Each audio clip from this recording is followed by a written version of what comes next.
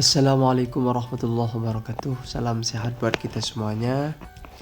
Hari ini kembali saya akan melanjutkan pembelajaran kita hari ini. Dan kali ini saya akan menjelaskan tentang salah satu materi pada kelas 10 atau fase E pada semester 2, yaitu tentang pengenalan fi'il atau kata kerja. Di dalam bahasa Arab, kata kerja atau fi'il itu disebut dengan sesuatu yang membutuhkan gerak tubuh. Jadi setiap pekerjaan atau aktivitas yang membutuhkan gerak tubuh, jadi gerakan tubuh, maka disebut dengan kata kerja atau fi'il.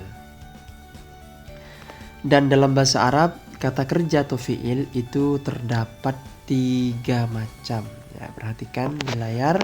Yang pertama disebut dengan fi'il madhi, yang kedua fi'il mudhari, dan yang ketiga fi'il amar. Dan dalam kegiatan kita sehari-hari pasti kita dihadapkan dengan salah satu fi'il madhi atau fi'il mudhari atau fi'il amar. Kita bahas dari yang pertama, yaitu fi'il madhi. Fi'il madhi itu adalah pekerjaan atau kata kerja yang digunakan untuk menunjukkan aktivitas yang sudah dikerjakan atau lampau. Ya.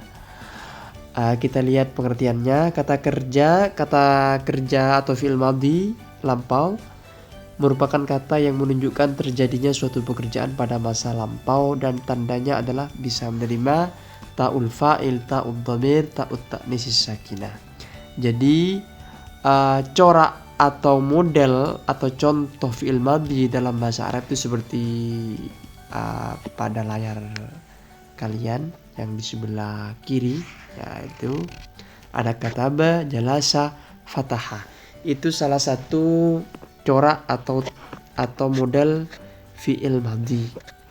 Dan salah satu tandanya bahwa ini fi'il madhi adalah bisa ditambahkan atau bisa menerima ta'ul fa'il. Ta'ul fa'il itu misalnya katabtah, katabti, katabtuh gitu ya.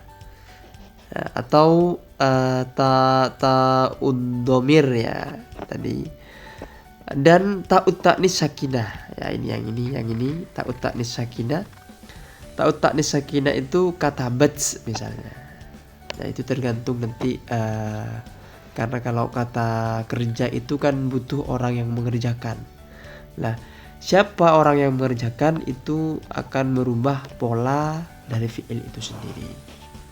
Jadi kalau misalnya kita menemukan contoh seperti kata kataba, jalasa ini, kemudian fataha, itu berarti termasuk dari kategori fi'il madhi yang maknanya adalah lampau. Kataba berarti telah menulis, jalasa telah duduk, fataha telah terbuka. Ya. Kemudian yang kedua fi'il mudhari. Ketika kita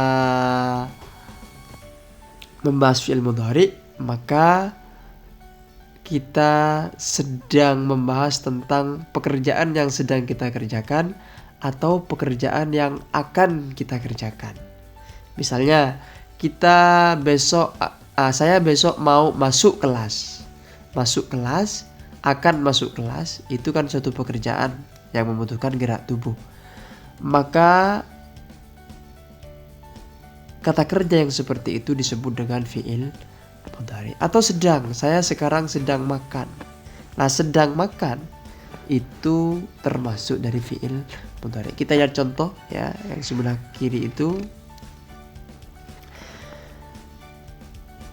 yadkhulu. Nah, misalnya yadkhulu itu akan atau sedang masuk.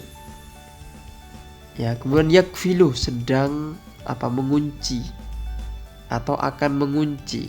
Yaqra'u akan membaca atau sedang membaca. Salah satu tandanya bahwa kalimat fi'il mudhari ini bisa menerima bisa menerima ini lan, lam, saufa, sin. Lan itu tidak, lam juga tidak, saufa maknanya itu akan, sin biasa ya. Sin itu juga maknanya akan. Misalnya yadkhulu, lam yadkhul, tidak masuk. Kemudian saufa, akan masuk. Sin, sayadkhulu, akan masuk atau sedang masuk. Saufa yadkhulu, akan atau sedang masuk. Jadi bisa dimasuki lan, lam, saufa dan sin. Kemudian berikutnya kita akan lanjutkan dengan proses perubahan dari fi'il madhi ke fi'il mudhari. Nah, fi'il madhi itu punya tanda khusus ya. Selain dari tanda lan, lam, saufa dan sin tersebut, bahwa fi'il mudhari itu tanda khususnya adalah selalu diawali salah satu dari huruf ana itu. Hamzah, kemudian nun, kemudian ya, kemudian ta. Jadi hamzah ya, hamzah begini, kemudian nun ya, kemudian ya, iya ya, ya, kemudian ta ya. Jadi bisa dimasuki salah satu huruf ana itu yang maknanya itu hamzah, itu maknanya misalnya yadkhulu, itu nanti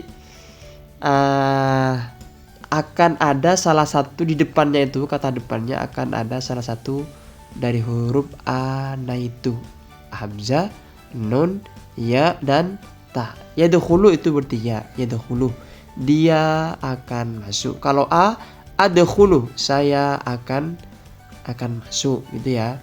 Kemudian kalau tadkhulu, kamu akan masuk. Itu salah satu tanda khusus dari fi'il mudhari ya, yang mungkin tidak dimiliki dari fi'il-fi'il yang lain. Kemudian yang ketiga adalah fi'il amar. Fi'il amar itu kalau melihat dari pengertiannya merupakan kata yang menunjukkan tuntutan terjadinya pekerjaannya, kata perintah lah ya. Fi'il amar itu kata perintah. Kalau melihat perintahnya, maka perintah fi'il amar itu sedang. Sedangkan kalau melihat dari kapan perintah itu dikerjakan, maka fi'il amar itu akan dikerjakan ya. Dan lihat polanya yang di sebelah kiri itu uktub. Jadi dari kataba fi'il madhi, misalnya yaktubu fi'il mudhari, uktub fi'il amar. Jadi fi'il amar itu kata perintah. Sekali lagi bahwa fi'il atau kata kerja itu terdapat 3 bagian. Satu fi'il madhi untuk menunjukkan kata kerja lampau, fi'il mudhari untuk menunjukkan sedang atau akan, kemudian fi'il amar untuk menunjukkan kata perintah ya. Kita coba lihat sekarang pola berikutnya dari dari fi'il yang atas, misalnya hasolah, telah memperoleh, yahsulu ya, yahsulu sedang memperoleh, kemudian uhsul ya, perolehlah. Yang kata yang paling gampang misalnya di sini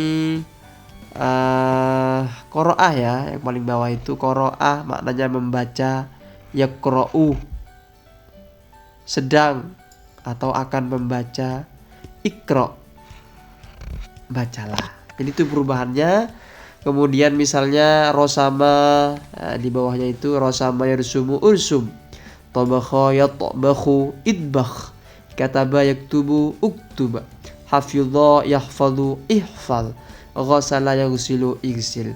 Kalau kita menemukan sebuah kata itu misalnya menunjukkan suatu pekerjaan, maka kita lihat polanya seperti apa. Kalau polanya seperti di contoh ini, yang pertama hasola, laqala, qoma, bana, saro, kemudian qara'a, rasama, tabaha, khataba, hafidha, ghasala, maka termasuk dari fi'il madhi. Kalau modelnya seperti yang kedua, yahsulu, ya, yahsulu, kemudian yangkulu, ya, yakumu dan seterusnya, atau yang di bawahnya itu yaqra'u, yarsum, yadbakhu, yaktubu, yahfadhu, yaghsilu, maka disebut dengan fi'il mudhari. Kalau seperti model yang ketiga misalnya, kita lihat model yang ketiga itu adalah fi'il amar. Uhsul, ungkul, kum, ibni, sir.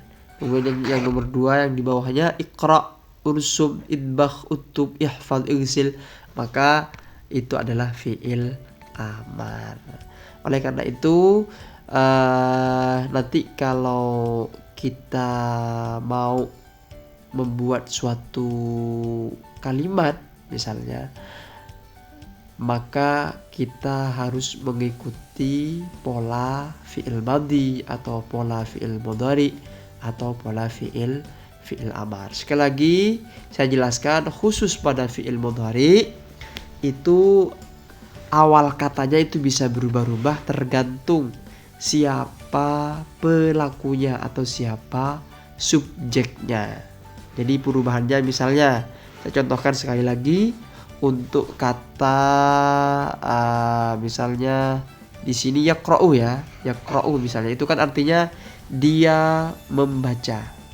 Kalau kamu membaca, di depannya menjadi ta. Jadi ta, bukan ya lagi tapi ta, ya. Kemudian misalnya berubah lagi, saya membaca menjadi aqra'u, ya, menjadi aqra'u. Kalau yaqra'u itu dia membaca, taqra'u kamu membaca.